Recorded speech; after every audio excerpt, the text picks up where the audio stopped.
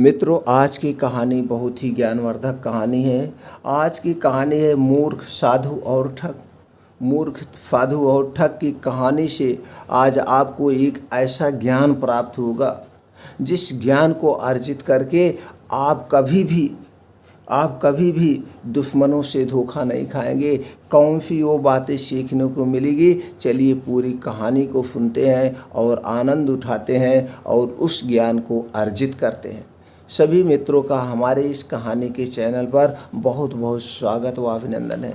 चलिए मित्रों, कहानी को शुरू करते हैं। वर्षों से साधु एक गांव में एक मंदिर था। एक गांव में एक मंदिर था जिसमें देवा नामक एक साधु रहता था। गांव का एकमात्र मंदिर होने के कारण गांव के सभी लोग वहां पूजा करने जाते थे और कई प्रकार का चढ़ावा चढ़ाते थे।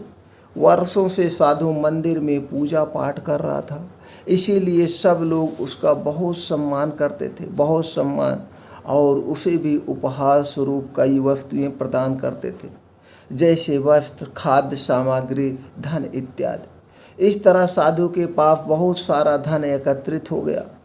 वह अपना सारा धन एक पोटली में बांध कर रखता था। हमेशा उसे अपने धन के चोरी हो जाने का भय था, इसीलिए उस पोटली को कभी स्वयं से अलग नहीं करता था। एक दिन उस गांव में एक ठग आया। उसे जब साधु के धन की पोटली के बारे में पता चला तो वह उसे चुराने की योजना बनाने लगा, किंतु साधु द्वारा सदा धन अपने पास रखने के कारण उसे उपयुक्त अवसर प्राप्त नहीं हो पा रहा था।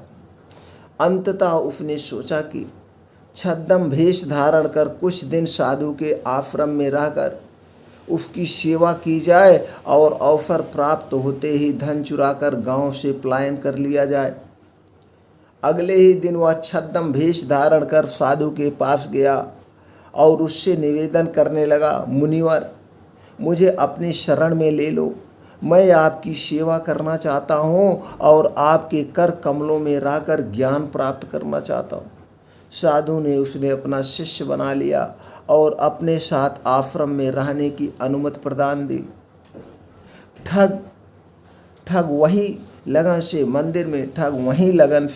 मंदिर में का पूरा काम करने लगा, सब कुछ साफ सफाई, सब कुछ।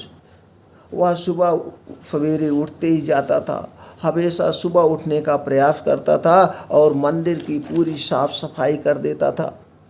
नदी से पानी भर कर लाता, पेड़ पौधों को पानी देता, भोजन बनाने में सहायता करता और मंदिर के हर कार्य में हाथ बटाना शुरू कर दिया।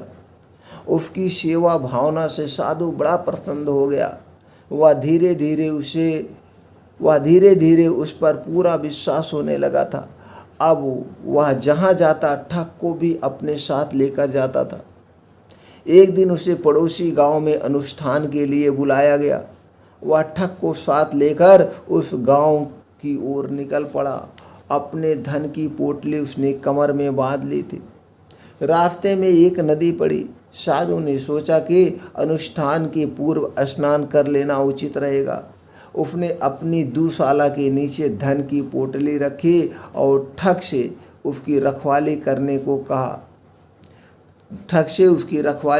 को कहकर नदी में स्नान करने चला गया। ठग को इसी अवसर की प्रतीक्षा में था।